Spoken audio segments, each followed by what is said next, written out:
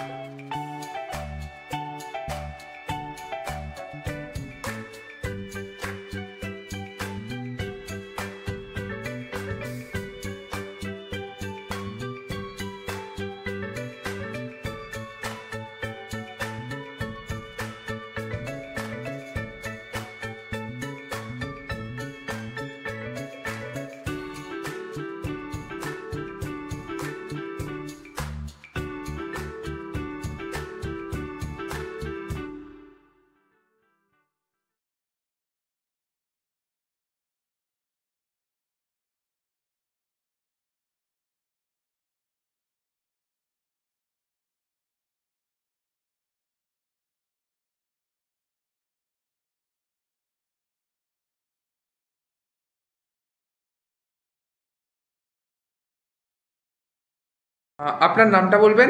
আমার নাম নুপুর দাস। আচ্ছা, আজকে বিনীতা বন্দ্যোপাধ্যায়ের এক্সিবিশনে এসে আপনার এক্সপিরিয়েন্স কেমন লাগছে? আমি আগের দিনে এসেছিলাম। এক্সপিরিয়েন্স মানে দুর্দান্ত, কারণ বিনীতাদির কাজ, বিনীতাদির কনসেপ্ট ভীষণ অন্যরকম। আমার মানে অসাধারণ লাগে। আর এই যে ধারাটায় বিনীতাদি কাজ করছে, এখন এটা বিরলই বলা যায়, অনেকেই করে না এখন। সবাই ওই water colour painting, oil, acrylic এইসব নিয়েই চলছে।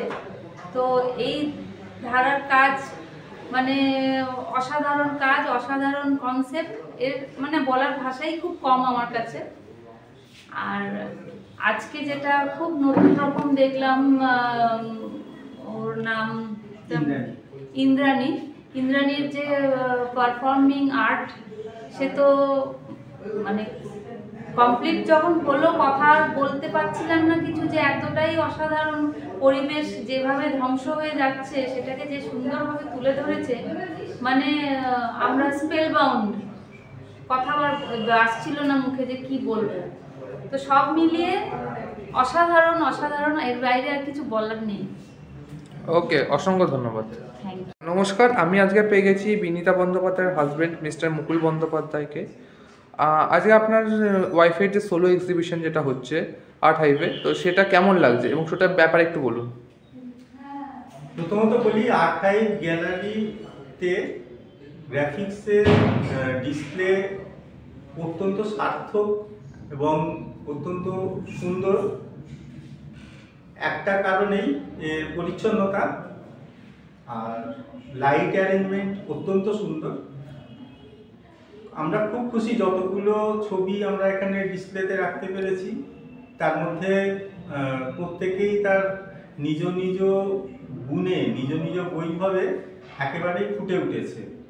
এটা গ্যালারির তরফ থেকে যতটুকু আমরা যা পেয়েছি অত্যন্ত খুশি আমরা। আর কাজের জন্য, বিশেষত গ্রাফিক্সের কাজের জন্য যে ধরনের ইনফ্রাস্ট্রাকচার পরিকাঠামো দরকার হয়, সেটুকুর খুব বড় চ্যালেঞ্জের বিষয় ছিল, কারণ ছাত্র জীবনে গ্রাফিক্স নিয়ে পড়াশোনার পর অনেক ছাত্রছাত্রীকে উত্তর পর্বে পাস করার পর অন্যান্য মাধ্যমের কাজের জন্য চলে যেতে হয়, বিশেষত পেন্টিং ইত্যাদি, যেগুলো খুব সহজলভ্য পরিকাঠামোয় কাজ হয়ে যায়। গ্রাফিক্সের পরিকাঠামো তৈরি করার যে চ্যালেঞ্জটা ছিল, মোটামুটি সেই সময়টায় আমি প্রবাসে চাকরি সূত্রে কলকাতায় এসে এই দূরত্বটাকে অতিক্রম করে অনেকটা কাজ করে দিতে পেরেছি।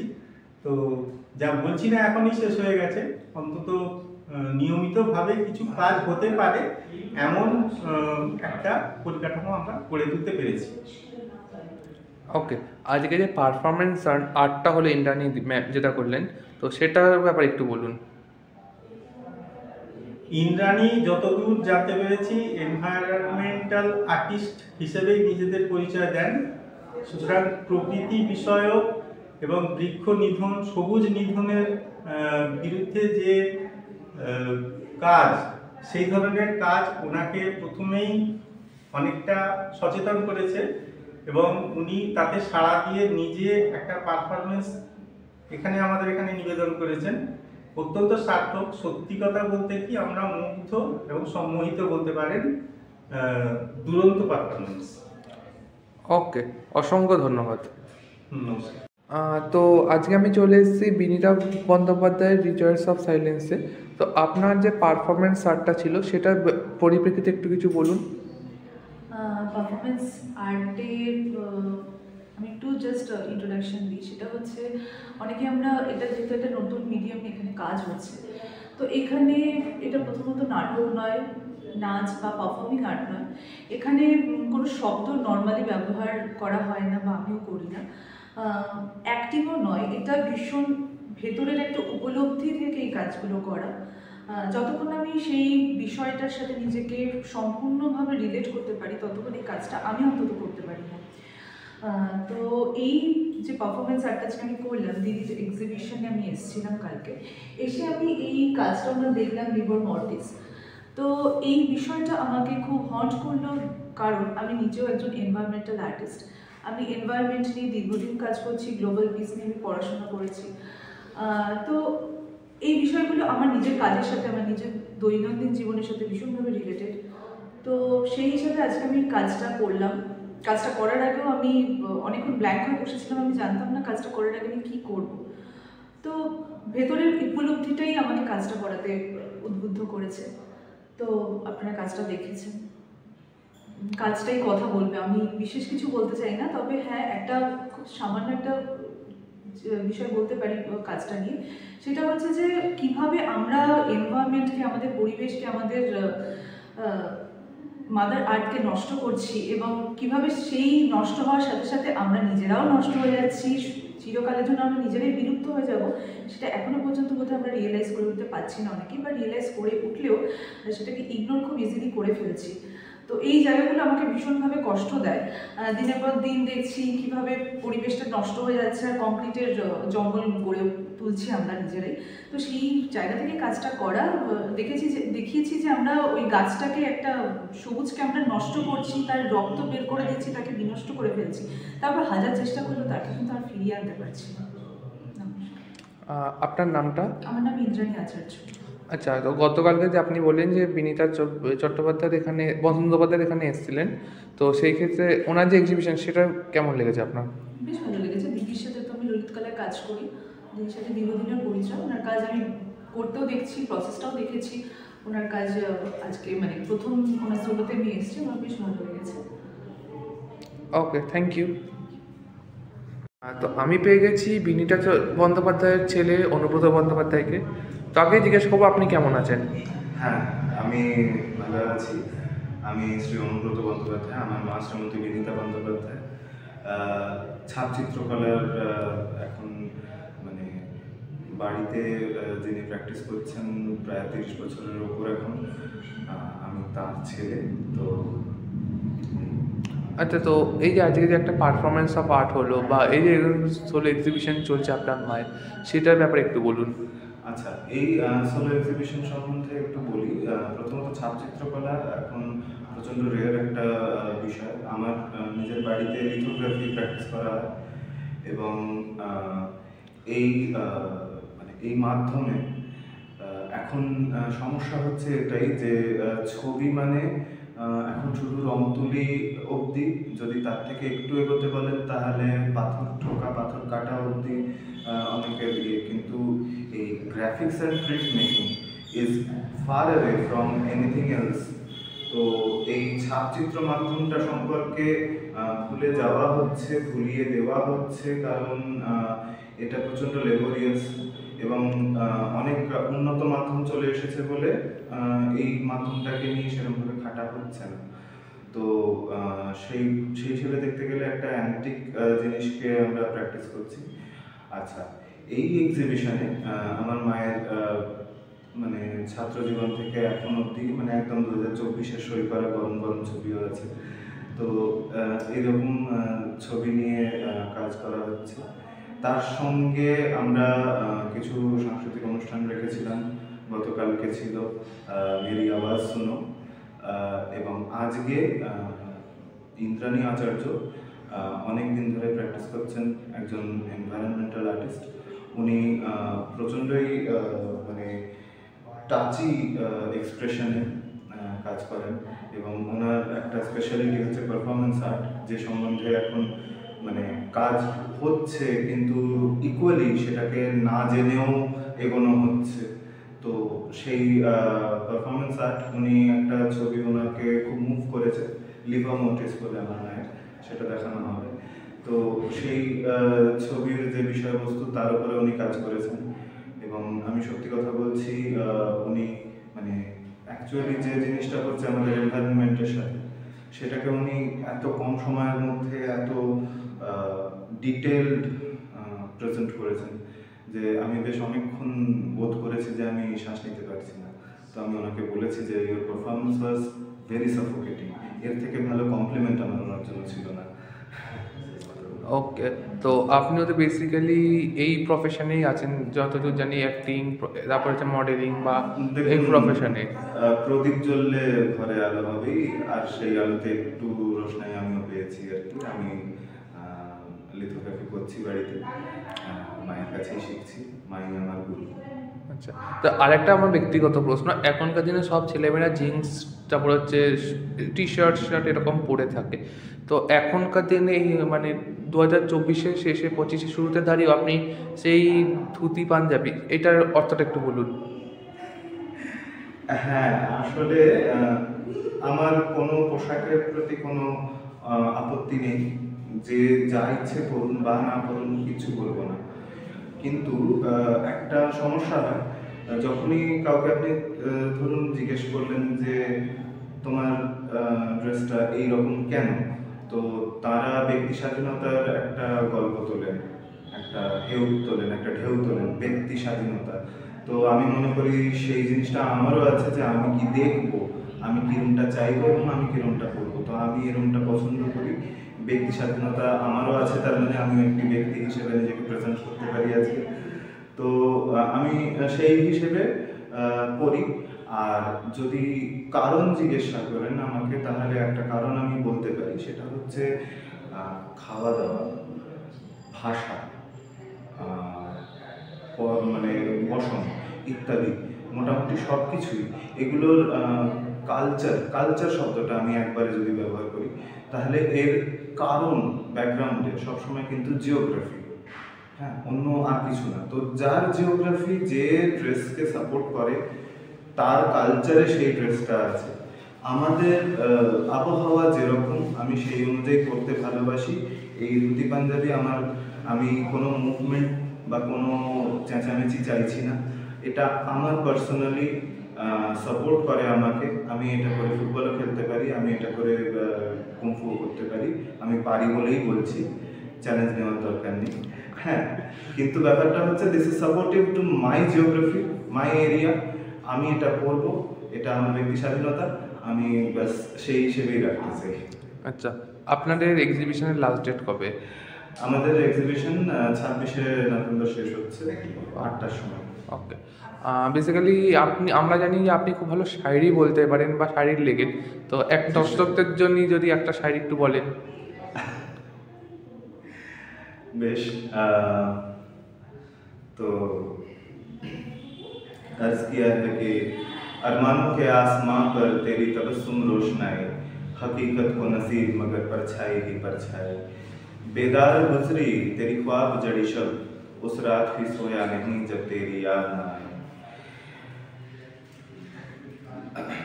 वो क्या गुनाह थी कि माफ़ी नहीं हुई, वो क्या गुनाह थी कि माफ़ी नहीं हुई, संजीदगी इतनी कि नाकाबिल सुनवाई, हर बात जिसे कहनी थी वो बेरहम, इंतज़ार मुझे उसका है जो फिर कभी ना आए। ওকে, থ্যাংক ইউ সো মাচ। আমি পেয়ে গেছি আজকে রিজয়েস অফ সাইলেন্সের যে সোলো এক্সিবিশন যে করছে সে মিসেস বিনীতা বন্দ্যোপাধ্যায়কে। আগে জিজ্ঞেস করবো আপনি কেমন আছেন? খুব ভালো। আজকে যে পারফরমেন্স অফ আর্ট হলো সেটার ব্যাপারে একটু যদি বলেন।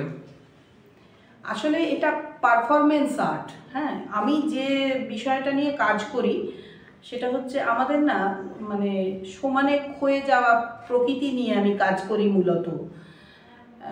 এখন ব্যাপারটা হচ্ছে আমার মানে কি বলবো, এক্সিকিউশনের যে পদ্ধতি সেই পদ্ধতিটা ইউনিক। আমি লিথোগ্রাফিতে বিশেষভাবে কাজ করি এবং প্রিন্ট মেকিংয়ের বিভিন্ন মাধ্যম নিয়ে আমি কাজ করি। তো গ্রাফিক্স অ্যান্ড প্রিন্ট মেকিংই আমার মানে সাবজেক্ট এবং ওটাকে নিয়ে বাঁচতে ভালোবাসি। এখন এইটাতে কি হয়, মানে এক্সিকিউটেড মেটেরিয়াল যেটা তৈরি হয়, অর্থাৎ যে শিল্পটা আমরা দেখছি সামনে, চিত্রটাকে দেখছি সামনে, তার কিছু বিশেষত্ব তৈরি হয়, কিছু টেক্সচার, কিছু বিশেষ ব্যাপার তৈরি হয়, যেটার জন্য গ্রাফিক্স, লোকে একটা বলে গ্রাফিক্স একটা অন্য জিনিস। আসলে গ্রাফিক্স একটা অন্য জিনিস মানে এর এক্সিকিউশনের পদ্ধতি থেকে শুরু করে সব কিছুই ভীষণ লেবোরিয়াস এবং ওভারঅল পুরোটা অন্যরকমই দেখতে হয় আর কি।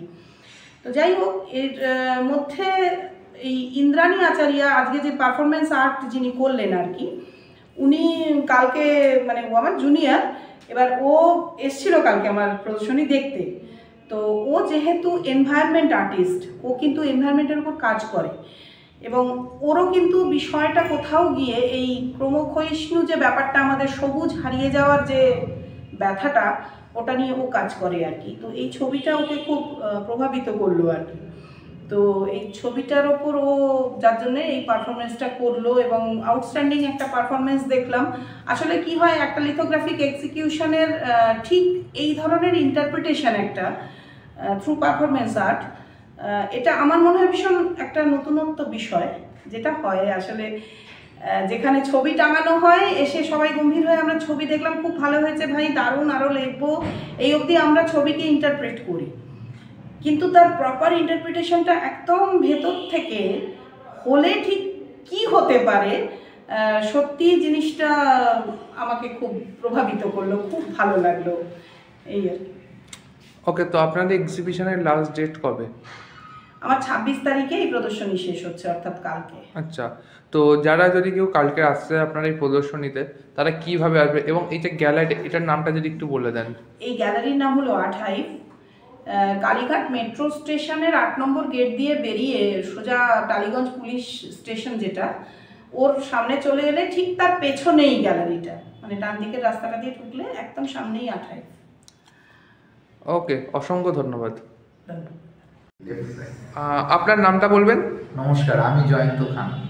আচ্ছা, বিনীতা বন্দ্যোপাধ্যায় এক্সিবিশন এসে আপনার কেমন লাগছে? বিনীতা বন্দ্যোপাধ্যায় আমার খুব ভালো বন্ধু, অনেক পুরনো আমরা। তো বিনীতার এখানে 12তম একক প্রদর্শনী হচ্ছে। আমি তো খুব খুশি ও যখন আমাকে কার্ডটা পাঠালো। আর এই গ্যালারির এনভায়রনমেন্ট অনুযায়ী ও তো লিথোগ্রাফ নিয়ে কাজ করেছে, যে মাধ্যমটা এতটাই রেয়ার হয়ে গেছে এখন, কিন্তু এটা বেশ অন্যরকম। আমি দেখলাম কাজগুলো, বিনীতার কাজ আমি দেখেছি, কিন্তু বিনীতা যে এই মাধ্যমটা নিয়ে যে চলছে, এটা কিন্তু আমাদের আমি বলবো যে শিল্পমহলের একটা বেশ বড় জায়গা ও কিন্তু কভার করে নিয়ে যাচ্ছে তার এই সৃষ্টিশীলতা জীবনযাত্রায়। তো সবই লিথোগ্রাফ, 22-23টা মনে হয় ছবি আছে, যদিও আমি পুরোটা দেখে উঠতে পারিনি। তো ভালো লাগছে, আমি তো খুব আপ্লুত যে ও এই ধরনের কাজ আরও করুক, কলকাতাবাসী আরও দেখুক, মানে শিল্পীরা আরও আসুক এই কাজগুলো দেখতে, কারণ এই ধরনের মাধ্যমে কাজ করাটা সত্যি খুব মানে কঠিন একটা যাত্রা বলে আমার মনে হয়। আমি লিথো আমার ভালো লাগে, আমি লিথোর কিছু জানি না, তো আমি বিনীতাকে বলেছি যে তোমার কাছে যাবো লিথোর কাজ করতে। ও ওয়ার্কশপ করে, ওর বাড়িতে স্টুডিও আছে। তো ভীষণ ভালো, অনেক শুভেচ্ছা বিনীতাকে, আমার অনেক শুভকামনা। বিনীতা আমি বলবো আরও বেশি করে যে এই কলকাতায় এই শোটা করলো, এই শোটা একটু বাইরের দিকে করাটা ওর ভীষণ জরুরি, কারণ ওর যাত্রাটা তো অনেক বছর হয়ে গেল, ও তো সিনিয়র। তো ওর কিন্তু এই কাজগুলো নিয়ে একটু দিল্লি, বম্বে, হায়দ্রাবাদ বা ব্যাঙ্গালোর, চেন্নাই এসব জায়গায় একটুখানি, কারণ ওখানে দর্শকরাও কিন্তু দেখবে আর কি, ওর কাজগুলো দেখতে চায়, এটাই আমার বলার। ওকে, তো আজকে যে পারফরমেন্স আর্টটা হলো সেটার ব্যাপারে একটু কেমন লাগলো সেটা বলুন একটু। পারফরমেন্সটা তো খুব ভালো, ভীষণই ভালো লেগেছে। ওর বিনীতার কাজের সঙ্গে যে শিল্পী করলেন তার নাম ইন্দ্রাণী, যে কনসেপ্টটা নিয়ে কাজটা করেছে সেটা বিনীতার এই শোয়ের সঙ্গে খুব ওতপ্রোতভাবে জড়িত বলে আমার মনে হয়েছে। খুব ছোট্ট পারফরমেন্স কিন্তু অনেক বড় বার্তা বহন করলো আর কি। মানে আমি তো খুব স্তম্ভিত হলাম ওর এই ছোট্ট একটা জায়গায় ছোট্টভাবে পারফরমেন্স করা, খুব সুন্দর। আমি তো মনে করি যে ও আরও বেশি করে পারফর্ম করুক, কারণ কলকাতায় খুব একটা পারফর্মিং আর্টিস্ট মানে আমার চোখে পড়ে না, মানে পারফর্মিং আর পারফরমেন্স দুটো তো অনেকটা তফাৎ আছে। তো আমরা মনে করি যে পারফর্মার যে সে থিয়েটারই করে আর কি, সে স্টেজে থিয়েটার করে, কিন্তু শিল্পীরাও যে পারফর্ম করতে পারে সেটা কিন্তু একটা অন্যরকম ভাষা, অন্যরকম একটা ব্যক্তিত্ব বলে আমার মনে হয়। তো ভালো লাগলো জিনিসটা, বেশ অন্যরকম একটা মজা পেলাম আজকে এসে, না এলে খুব মিস করতাম আর কি ব্যাপারটা। ওকে, অসংখ্য ধন্যবাদ। নমস্কার।